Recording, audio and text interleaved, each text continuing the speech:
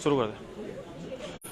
दोस्तों नमस्कार। दोस्तों अगर आज सुबह की अगर हेडलाइन देखें तमाम अखबारों की तो आपको पता चलेगा जेईई में जो गड़बड़ियां सामने आई हैं और कुछ उस पर जांच भी बैठी है। 9 लोगों की तकरीबन उसमें गिरफ्तारी भी हो सकती है। एसआईटी ने ये खुलासा भी किया है और वो सारे सबूत जो हैं वो बेरोजगार संघ के अध्यक्ष बॉबी पंवार ने एसआईटी को कहीं ना कहीं उपलब्ध कराए थे।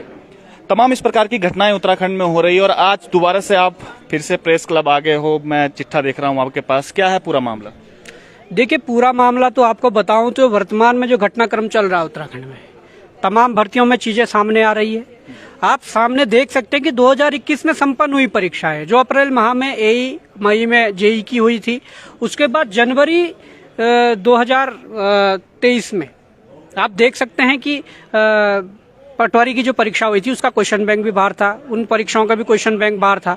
तो अब सबसे बड़ी बात यह है कि इस दौरान जो बड़ी बड़ी परीक्षाएं हुई है, जिन परीक्षाओं के माध्यम से ये अपना प्रशासनिक ढांचा तैयार करते हैं, जिन परीक्षाओं के माध्यम से ये डीएसपी और एसडीएम बनाते हैं, उन परीक्षाओं में झोल ना हुआ हो ये हम मान ही नहीं सकते, क्योंकि उसके लिए भी कुछ तथ्य हमारे पास हैं। आप देख सकते हैं कि लोअर पीसीएस का पेपर हुआ, आपने उसमें 12 प्रश्नों को बोनस देकर कई लोगों को फायदा पहुंचाया। हाँ, जहां जिनके सही इसमें क्वेश्चन थे उनको तो घाटा हुआ, परंतु जिनके गलत थे या जिन्होंने करा ही नहीं था उनको आपने फायदा जरूर पहुंचाया है। उसके बाद आप देख सकते हैं कि लोअर पीसीएस का मामला कोर्ट में चल रहा था, मामला न्यायालय में लंबित था और आपने वहां पर उसकी जो ओएमआर वगैरह वो सब जला दी। क्यों जला दी? क्योंकि मुझे डर था कि भविष्य में यदि जांच हो गई तो सब पकड़े जाएंगे। सब कौन पकड़े जाएंगे? चतुर्वेदी जैसे जो और लोग आयोग के अंदर जो पूरा रैकेट चला रहे हैं वो भी पकड़े जाएंगे, इसलिए उन्होंने उसकी कॉपियां जला दी। उसके बाद अपर पीसीएस की बात आती है। अपर पीसीएस में वहां पर देखिए जब लिखा हुआ कि 3 सील होनी है, बल्कि मैं आयोग गया, मैंने वहां प्रश्न चिन्ह खड़ा किया तो उन्होंने मेरे को एक सेट लाकर दिखाया और उसमें चीजें दी कि सबसे बड़ी जो पन्नी थी उसके अंदर 16 सेट थे। उन 16 सेटों में अलग अलग पन्नियों से सील करा हुआ था, पर जो तीसरी सील थी वो अपर पीसीएस के पेपर में नहीं थी, जो कि मैंने आपको दिखाया भी था कि किस प्रकार की वो सील है। तो उसमें पटवारी के पेपर में सील है, लोअर पीसीएस में सील है, यहाँ तक कि अन्य एग्जामों के पेपर में सील है। अपर पीसीएस में सील ना होने का कारण आप जान सकते हो कि किसी न किसी किन्हीं लोगों को टारगेट करके ओएमआर दी गई थी, क्योंकि आयोग को ये पता रहता है कि किस अभ्यर्थी के पास कौन सी ओएमआर जानी है। क्या पता उसमें गोले भर के दिए हों, टिक लगा के दिए हों। तो ये जो गड़बड़ियां हैं इन बड़ी परीक्षाओं में हुई है। और उसके बाद आरओ, एफआरओ और यहाँ तक कि देखिए वीडियो का जब प्रकरण आया था, सचिवालय से ही 2 जो अपर निजी जो सचिव है उनकी गिरफ्तारियां हुई थी और उनकी जो परीक्षा, जिन परीक्षाओं के माध्यम से वो इस प्रशासन में आए थे, तो उनकी जांच नहीं हुई, वो भी आयोग ने ही संपन्न करवाई है। अब मामला सीधा सा ये है, आपने जो आप बता रहे हो कि उसमें सील नहीं लगी थी, तो ये आयोग के पास है, एसआईटी के पास, कब आपने पूरा मामला दिया था? क्योंकि कुछ मामलों पे तो कार्रवाई हो गई है। नहीं, कुछ मामलों पे कार्रवाई होगी है। अब मैं यही तो कहना चाहता हूँ, जो चीजें हमारे पास आ रही है, जो चीजें किसी के पास आ रही है, वो किसी के माध्यम से एसआईटी को जा रही है या किसी के माध्यम से आयोग तक या मुख्यमंत्री तक जा रही है, उस पर तो कार्रवाई हो रही है। परंतु बात यह है कि जो चीजें सामने नहीं आ पा रही है और जिसमें गड़बड़ियां हुई है उनको ये क्लीन चिट दे रहे हैं। किस आधार पे? क्योंकि गड़बड़ियां तो हुई है, इसमें अब कोई शंका नहीं है। थोड़ा अपने कैमरामैन को कहूंगा जरा थोड़ा आगे भी आ जाए। ये पटवारी का पेपर है। हाँ। ये देखिए ना, अंदर 2 सीलें लगी हुई है। ये लोअर पीसीएस 2021 का पेपर है, इसमें सील लगी हुई है। ये एसीएफ का है, इसमें 2 सीलें लगी हुई। पर अपर पीसीएस जिसमें एसडीएम और डीएसपी बनने हैं उसमें ही सील नहीं है। तो क्या कारण हो सकते हैं? आयोग के अध्यक्ष का जो सर्विस रिकॉर्ड रहा है वो शायद वास्तव में ठीक रहा है। जब से वो एसडीएम थे, जब से सचिव ना होना और ओएमआर का जला देना, तो कहीं ना कहीं शंका उत्पन्न होती है। और आप देख सकते हैं ना, जिन लोगों ने जलाया है उनके ये हस्ताक्षर है, यहाँ पर उनके नाम है। ये देखिए ना, जिन लोगों ने जलाए हैं, ये आयोग की कमेटी है। इन लोगों ने, जब मामला न्यायालय में लंबित था तो किस आधार पर ये जलाया गया, ये देखिए। और यहाँ पर देखिए ना, कोई मामला अगर न्यायालय में लंबित है तो आप नहीं कर सकते हैं, नहीं जला सकते हैं, तो आपको रखना चाहिए था उसको। पर इन्होंने किसी के बचाव के लिए ये कृत्य किया है, जिसको आज पूरा उत्तराखंड का युवा, उत्तराखंड का बेरोजगार भुगत रहा है। परंतु अब चिंता ये है कि क्या उन लोगों को हमारी एसआईटी पकड़ेगी? क्या उन लोगों पर सरकार कार्रवाई कर जब आप मुख्यमंत्री से मिले थे तो ये सब डिमांड रखी थी आपने उनके सामने या लिखित में दिया था? आयोग से हम मिले थे तो 4.5 घंटे बैठक हुई आयोग से। आयोग का पूरा पैनल बैठा हुआ था, आयोग के अध्यक्ष बैठे थे, एसआईटी की निगरानी के लिए जो एसएसपी हरिद्वार अजय सिंह जी वो बैठे थे, उनके परीक्षा नियंत्रक बैठे थे, उनके सचिव बैठे थे, उनके तमाम जो पैनल था वो बैठा था और उत्तराखंड बेरोजगार संघ के 4 प्रतिनिधि बैठे थे। 4.5 घंटे वार्ता हुई। उन सभी चीजों में हमने ये बात रखी, हमने ये चिंता भी जाहिर की कि आपने पटवारी के पेपर 12 तारीख को कराने का निर्णय लिया है, क्या रातों रात पेपर कैंसिल करके और रातों रात दूसरी तिथि दे करके क्या किसी को फायदा पहुंचाने के लिए तो नहीं है? उसमें आयोग के अध्यक्ष का ये मत था कि जैसा बच्चा चाहेंगे। तो बच्चे तो दुविधा में हैं और आपने एडमिट कार्ड भी जारी कर दिए हैं। क्या ये भी हो सकता है कि उनका प्रेशर आया हो, जिनके 18-20 लाख दे रखे हैं, कि जो 380 क्वेश्चन हमने पढ़े हैं उसमें से 100 नंबर का प्रश्न तो पेपर तो छप चुका है, 280 प्रश्नों में से ही पेपर बनाइए और हमारा सिलेक्शन करवाइए, हमारे पैसे बचेंगे, तुम लोगों के नाम बचेंगे जो नाम हम देने वाले हैं। ये भी हो सकता है। लेकिन एसआईटी का तो इसमें ये कहना है कि उन छात्रों जिन्होंने पेपर दिए थे, जिसमें थे, उनका नाम दिए जा चुके हैं आयोग को और आयोग अब उनको देखकर चेक करेगा कि ये गलत बात है। परसों ही हमारे जो उत्तराखंड बेरोजगार संघ के सचिव है सजेंद्र कठेर जी, उनकी आयोग से वार्ता हुई है और उन्होंने ये कहा है कि आयोग कभी मना कर रहा है किसी भी नाम के लिए। तो जब मना कर रहा है, मैं तो साफ तौर पे कह रहा हूँ ना, पटवारी में गिरफ्तार कई लोग, उनमें से एक व्यक्ति है जिसके बेटे ने उस दिन रात को पेपर पढ़ा था और उनका वही बेटा 12 तारीख को पेपर देने जा रहा है। कर लो उसका, कुछ कर लो, और 280 में से क्वेश्चन बना दिए तो सिलेक्शन होगा उसका। करिए ना, एसआईटी जांच करें कौन है वो। एसआईटी को दी है आपने रिपोर्ट पूरी अभी तक? देखिए, हमने क्वेश्चन बैंक दे दिया, हमने रिकॉर्डिंग दे दी, जिस बच्चे की बात आप सब कुछ दे देंगे। अगर थाली में हमने भोजन दिया, मुंह में भी रख देंगे तो क्या है, तो कर दीजिए ना। अगर वो विचलन वाला जो प्रक्रिया है मुख्यमंत्री का, तो आप उससे ही करिए। फिर प्रदेश के तमाम विभाग ठप कर दीजिए और विचलन जो है उस विचलन के माध्यम से इस प्रदेश को चलाइए। अगर आप विचलन के माध्यम से ये सारी वो करना चाहते हैं तो बड़ा मतलब पीड़ा यहाँ पर हो रही है कि किस प्रकार से हम 5-6 सालों से ये लड़ाई लड़ रहे हैं और उसके बावजूद भी जहाँ पर कार्रवाई करनी चाहिए, जहाँ पर उचित कार्रवाई करनी चाहिए, जब लगने लग गया है कि बहुत बड़ी मात्रा में बहुत बड़े रैकेट, बहुत बड़े माफिया उत्तराखंड में काम करे, तो सीबीआई को इनवाइट करने में क्या दिक्कत है? अगर पाक साफ है, अगर आप 2025 तक इस उत्तराखंड को कह रहे हैं, डेली विज्ञापनों में लाखों रुपए खर्च कर दिए इन्होंने ये कहते हुए कि 2025 तक हम उत्तराखंड को भ्रष्टाचार मुक्त बनाएंगे। टोटल कितनी भर्तियां, अगर मिला जुला हम देखें तो टोटल कितनी भर्तियां जिस पर आप अभी सवाल खड़े कर रहे हैं? देखिए, बहुत भर्तियां हैं और अब मैं नंबर वाइज तो गिना नहीं पाऊंगा, अब अनगिनत ही समझ लीजिए। अब भर्तियां देख लीजिए, जब पेपर क्वेश्चन बैंक ही सबके बाहर आ रहे हैं तो कितनी भर्तियां होंगी? बहुत सी भर्तियां हैं, इसके अलावा बहुत सी चीजें हैं। तो मैं वही कहना चाहूंगा, और आप देख लीजिए कर क्या रहे हो। जब पेपर हो रहे हैं तो सीटें बेच रहे हैं और जहां पर इनको लग रहा है कि सीटें नहीं बिकेगी या कुछ बात नहीं बन पा रही है, वहां पर पद घटा दे रहे हो। एग्जाम्पल के तौर पर आप उद्यान के देखिए, अध्याचन वापस मंगवा लीजिए। करना क्या चाह रहे हो, मेरे समझ ये नहीं आ रहा है, उत्तराखंड के युवाओं के समझ ये नहीं आ रहा कि करना क्या चाह रहे हैं। क्या इस प्रकार से सरकार चलाओगे? क्या इस प्रकार से सत्ता चलाओगे? अगर नहीं चलानी आ रही है तो इस्तीफा दे दीजिए, कोई जोर जबरदस्ती थोड़ी है किसी की। पर अगर नियत साफ है तो करिए कार्रवाई, हम भी साथ हैं। अच्छा, इसके साथ साथ एक मामला आपने और उठाया था जो बता रहे थे कि पत्नी के लिखने पर मात्र, क्या कुछ था वो मामला? देखिए, ये मामला ये था कि 16 नवंबर 2022 को उत्तराखंड बेरोजगार संघ ने उत्तरांचल प्रेस क्लब से एक प्रेस वार्ता के माध्यम से ये कहा था कि जनजाति निदेशालय जो है, यहाँ पर जनजाति कल्याण निदेशालय, उस पद पर जो निदेशक के पद पर जो तैनात जो व्यक्ति है, जिसको तैनात किया गया है, वो सीएम धामी के लंगोटिया यार है। उन पर कार्रवाई इसलिए नहीं हुई कि यहाँ पर वो उनके करीबी हैं, उनके संयुक्त सचिव भी है, और वहां पर जब मानक देखे जाएं तो मानक वहां पर जो है वो एक आईएएस या वरिष्ठ पीसीएस वहां पर बैठ सकता है, परंतु संजय टोलिया सचिवालय संवर्ग का व्यक्ति है तो उसे वहां से हटाया नहीं गया, जबकि मुख्यमंत्री द्वारा उस दिन आश्वस्त किया गया था कि हम इन पर कार्रवाई करेंगे, परंतु अभी तक नहीं हुई। उसके बाद टोलिया के द्वारा जो वहां पर की गई चीजें हैं, जो किए गए कृत्य हैं, देखिए ना, संजय टोलिया जी का लेटर है जिसमें उन्होंने जो कविता सोलंकी पत्नी श्री राजीव कुमार सोलंकी, आदर्श कॉलोनी, सितारगंज रोड, खटीमा, उधम सिंह नगर, पत्र लिखती हैं सीएम साहब को कि मेरे पति कि डिग्री ये है और वो 4200 पे काम कर रहे हैं और 5400 पे उनको नियुक्ति दी जाए। सीएम साहब मोहर मारकर यहाँ पर आदेश कर देते हैं और कहते हैं कि विचलन के माध्यम से ये करना है। तो अगर विचलन के माध्यम से प्रदेश चलाना, विभाग बंद कर दीजिए पूरे, कई हजारों करोड़ रुपए आपके सैलरी के बच जाएंगे। विचलन के माध्यम से प्रदेश चलाइए।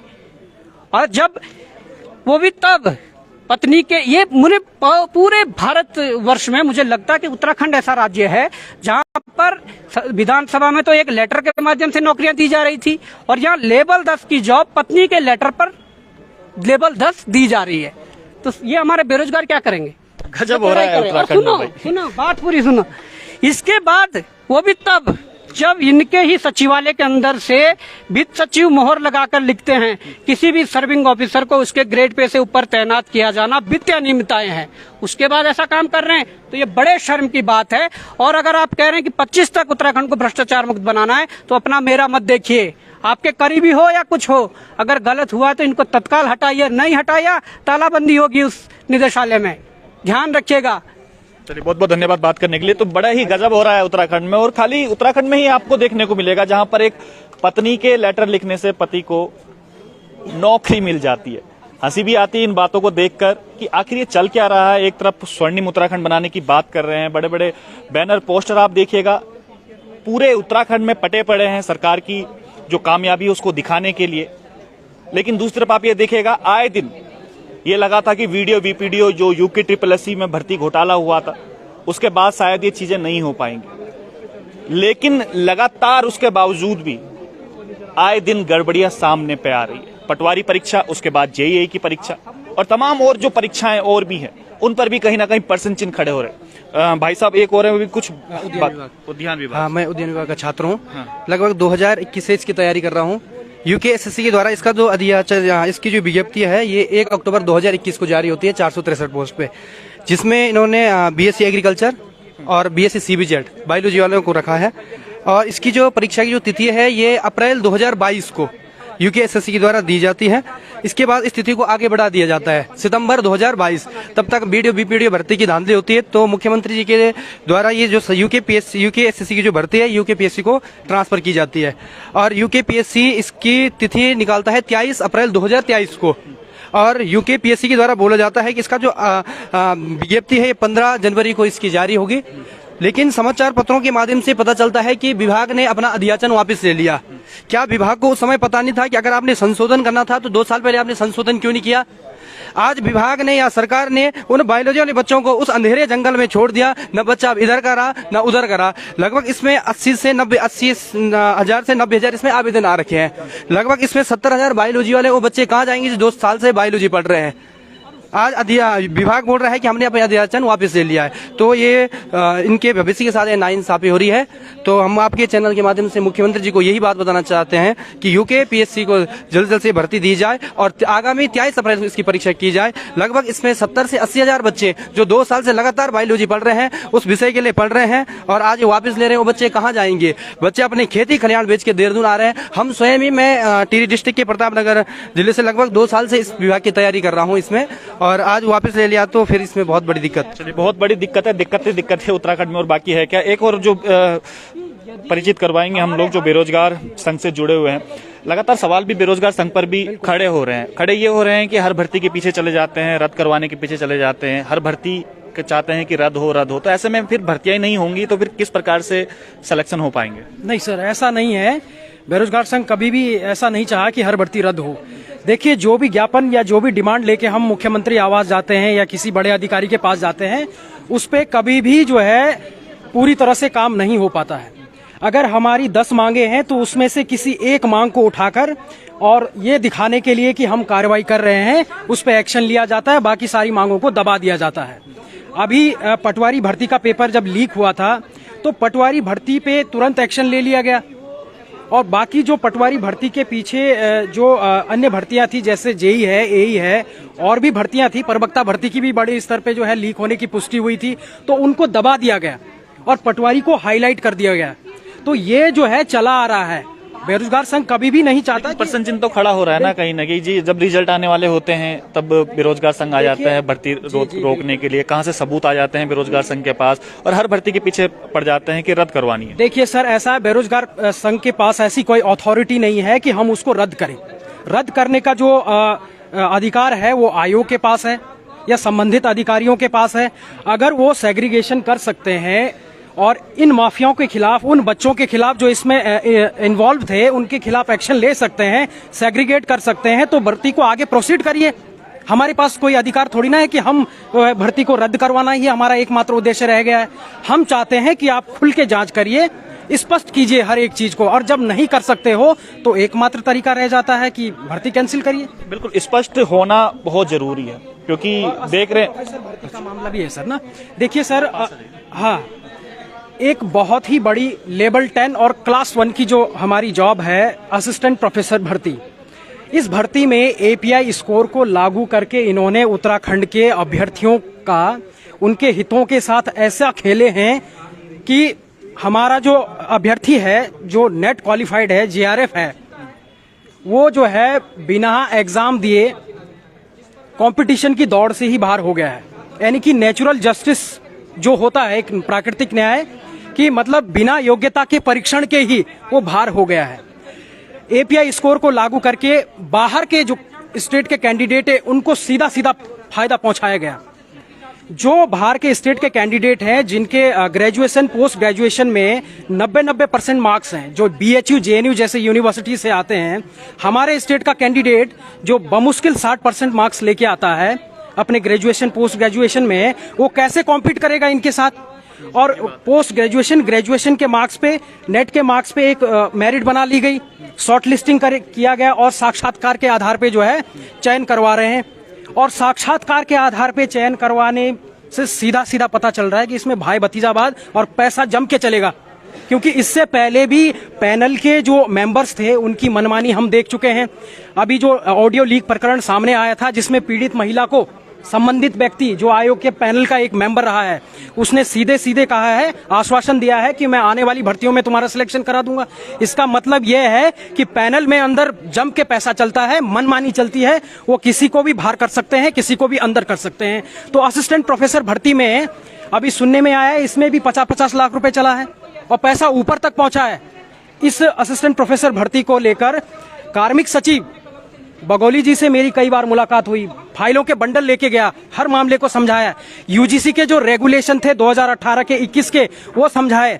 डिग्री कॉलेज पे वो बाध्यकारी नहीं है, उसके बाद भी इन्होंने लागू किया और हमारे स्टेट का कैंडिडेट दौड़ से ही बाहर हो गया। तो इन मुद्दों को कौन देखेगा? लेकिन इन सब चीजों के बीच मेरे को एक चीज थोड़ा समझ नहीं आ रही है। एक तरफ संकल्प नए उत्तराखंड का चल रहा है और दूसरी तरफ बेरोजगार संघ जो ये आवाज उठा रहा है, आवाज विपक्ष को उठानी चाहिए। विपक्ष कहीं साथ दे रहा है, विपक्ष साथ में है कांग्रेस। देखिए सर, ऐसा है, विपक्ष की जो भूमिका रहनी चाहिए थी वो कभी रही नहीं उस तरीके से, जो वास्तव में एक प्रेशर ग्रुप होता है, जो क्योंकि देखिए इन्वॉल्वमेंट तो हर पार्टी का। हालांकि कुछ विधायकों ने उठाया है मामला भुवन कापड़ी वगैरह। भुवन कापड़ी का मैं बहुत बहुत धन्यवाद करना चाहूंगा कि स्टार्टिंग में वीडियो भर्ती को लेकर भी उन्होंने जो है हमारे साथ जो है कंधे से कंधे मिलाकर चले थे। तो ऐसे कुछ विधायक हैं जो हमारे साथ जो है सहयोग कर रहे हैं, लेकिन वो इंडिविजुअली हमारे साथ सहयोग कर रहे हैं, ना कि पार्टी के बेस पे कर रहे हैं। तो मैं चाहूंगा कि अगर विपक्ष वास्तव में अपनी भूमिका अदा करना चाहता है तो इस जो है इस प्रकरण जो घटित हो रहे हैं उनमें खुल के आइए, खुल के जांच करिए। क्या तुम्हारे पास इसमें संसाधन नहीं है? विपक्ष हो, कभी सत्ता में भी रहे हो, तुम्हारे पास तो हर संसाधन है। बड़े बड़े वकीलों से तुम्हारी जान पहचान है, बड़े बड़े जो है न्यायाधीशों से तुम्हारी जान पहचान है। क्या तुम जो है बेरोजगार संघ के साथ या जो है इनके खिलाफ जो आवाज उठा रहे उनके साथ खड़े नहीं हो सकते? तुम्हारे पास संसाधन है, हम तुम्हारे साथ खड़े हैं। लेकिन नहीं, ऐसा नहीं होगा। इंडिविजुअली कुछ विधायक हैं जैसे कापड़ी जी हैं, वो हमारे साथ आ रहे हैं, उनकी जितनी भी सामर्थ्य है वो हमारे साथ पूरा सपोर्ट कर रहे हैं। लेकिन पार्टी के रूप में देखें तो विपक्ष की वैसे बिल्कुल विपक्ष की भूमिका पर भी इसलिए हम लोग सवाल उठा रहे हैं क्योंकि जो मामले बेरोजगार संघ उठा रहा है वो कहीं ना कहीं विपक्ष को जरूर सड़कों पर उठाना चाहिए था, क्योंकि विपक्ष के पास एक पावर भी होती है, कुछ विधायक भी उनके पास भी है, लेकिन विपक्ष कहीं नजर नहीं आ रहा है। एक तरफ संकल्प नए उत्तराखंड का चल रहा है, बैनर आप देखिएगा तमाम उत्तराखंड में आपको देखने को मिलेंगे, और दूसरी तरफ विपक्ष बिल्कुल खामोश। अब देखते हैं क्या होता है आगे, क्योंकि लगातार पेपर लीक हो रहे हैं और कुछ भर्तियों में जो सवाल उठाए हैं बॉबी पवार ने, क्या मुख्यमंत्री इस पर संज्ञान लेंगे कि नहीं लेंगे। तो आज के लिए इतना ही। आप देख रहे थे आपका अपना प्रवचन डिजिटल।